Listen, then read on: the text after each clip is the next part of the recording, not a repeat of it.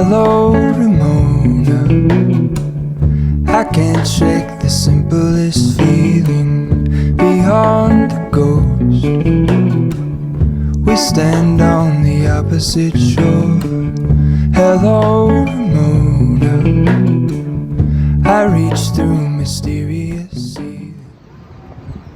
So from this metro stop, it's like so easy to get to Musee Rodin. In fact, when you come up, you can see a sign right here pointing you in the right direction, but literally you come up out of the metro stop, and the next street on the left is the museum. So you can, super simple. So again, my metro stop, you can still sort of see it. It's down there where those guys are at. Here's the museum. This is what it looks like when you first come in. And you're immediately met by sculptures here. I'm gonna go through this COVID station.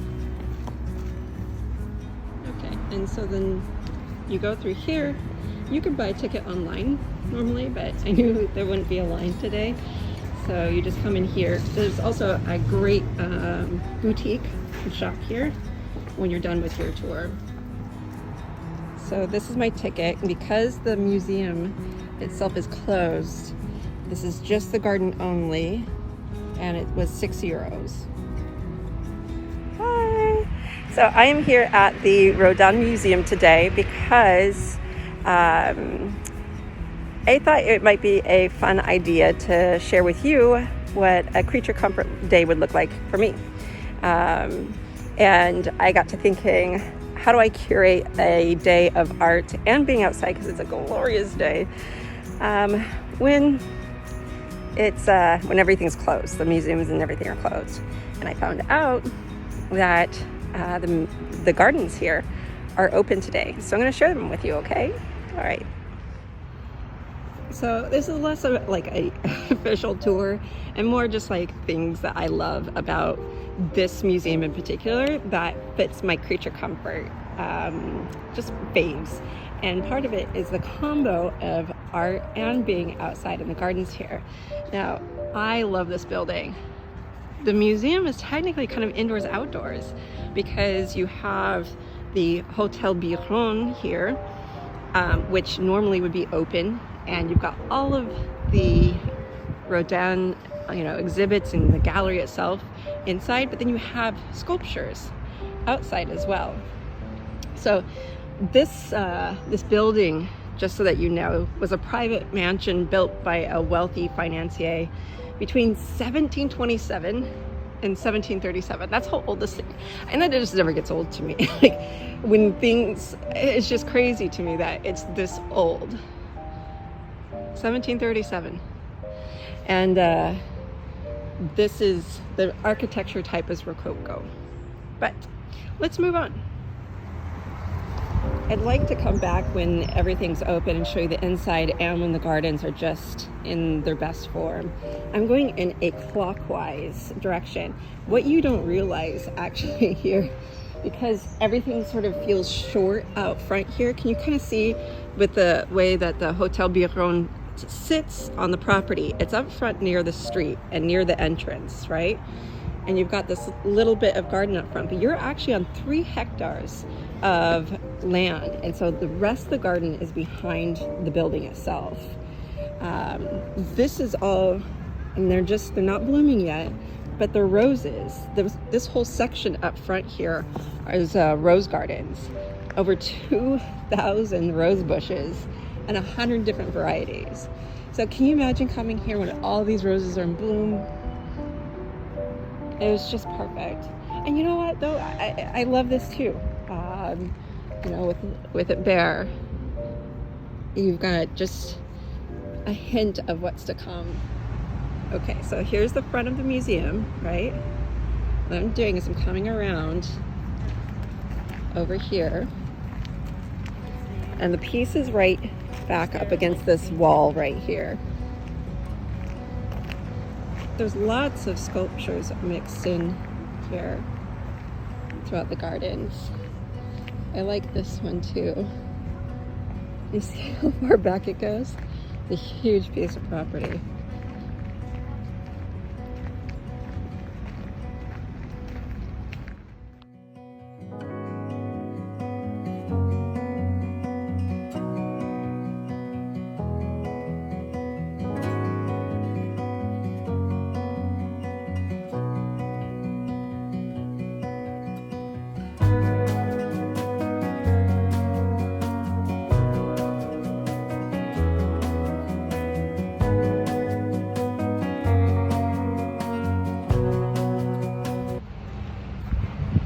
never quite gets old to be in the shadows of this building and in these gorgeous gardens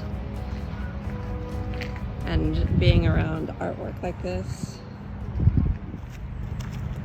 So tucked away just to the side of the mansion, panning over, is this. This is one of Rodin's most famous works that he actually never got to see. He died before it was totally complete. This is called The Gates of Hell. It's a pretty intense piece. As I get closer, you'll see what's happening here. But it depicts a scene from the Inferno, the first section of Dante's Divine Comedy. I mean, this thing's pretty intense. You see that? So the sculpture was actually commissioned by the Directorate of Fine Arts in 1880. And Rodin worked on this project for 37 years until his death in 1917. The idea was that it was supposed to be this big piece of work that you walked up to, these big gates. And it was just, the intent was to be overwhelmed by it. He wanted the people, as they approached his work, to be contemplating the experience of hell that Dante describes in the Inferno. But do you see this guy right here? Right there. We're gonna come back around to him, okay? Just take a little note, mental note. And come around so you guys can see this a little bit more. A bit of a glare with the sun, so I'm trying to avoid that. Pretty crazy, huh?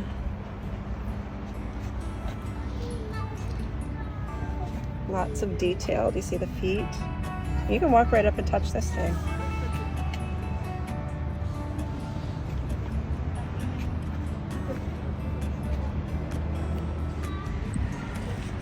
This is so fragrant, these flowers right here, framing this piece of art. We're gonna continue on into the gardens.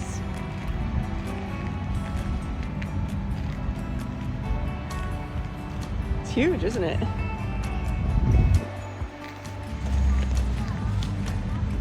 And you can see right here, there's this little side building. I'll get out of the sun and show you. It's a marble gallery. It was created in 1971 because they had too much. This was all inside the mansion and they needed to get these pieces out. And so some of them are finished, some of them are not. Some of them are done by students. It's all marble.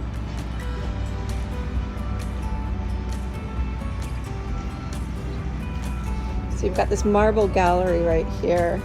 And then you start to really get a sense for how big this property is and how much there is to explore. So I'm gonna take you around to the back side of the mansion now. The property has had many owners, including a duchess and a duke, an ambassador to the Pope. The Emperor of Russia lived here and had moved his offices here. And it was even an educational establishment for girls at one point. But at the start of the 20th century, the estate, it housed a lot of artists, including the famous painter, Henry Matisse, and the dancer Isadora Duncan, but of course also housed Rodin himself. He lived here. So in 1908, he rented 4 rooms on the ground floor. It had been broken up into multiple spaces. And he set up his workshops on this side of the house right here in the south-facing terrace.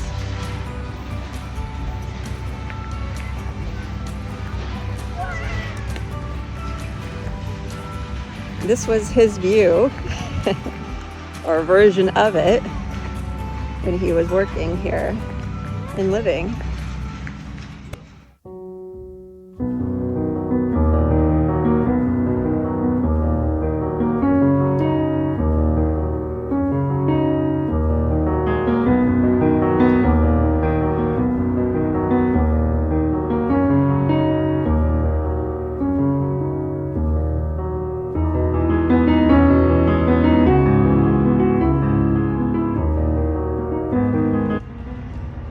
So continuing on in our clockwise fashion, I'm entering the Linden Forest here on the property, and tucked all throughout this are bronze sculptures.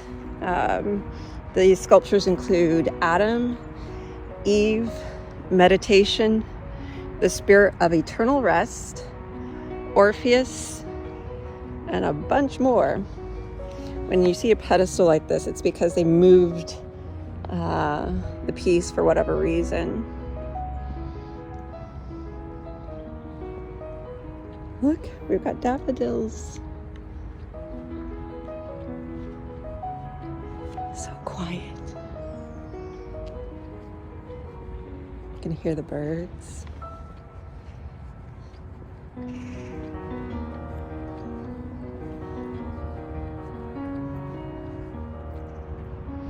This is Jules Bastien Lepage. He was a naturalist painter, and Rodin was commissioned to do a sculpture about him. He was back in 1889. Somebody gave him a flower. Interesting. There's his paintbrush. He's holding his palette. And he did it in a manner where there's a lot of action and sort of forward movement in how he's standing. See that? Look at his cape. It's all in bronze. Isn't that great? It's fun to get so close to these pieces. Look at his boots. Look at that. You can see all the buttons on them. The buckle. How his clothes kind of are draped like that. I just think it's fantastic. So this monument was commissioned in 1889 again. It was a busy year for Rodin, and it's to just commemorate the poet and politician Victor Hugo, and it's Hugo shown sitting on the rocks of Guernsey in exile. It's an interesting, just for perspective, right? It's huge. You can tell people touched us.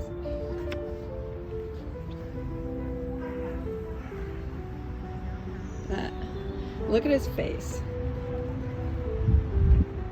Big beard.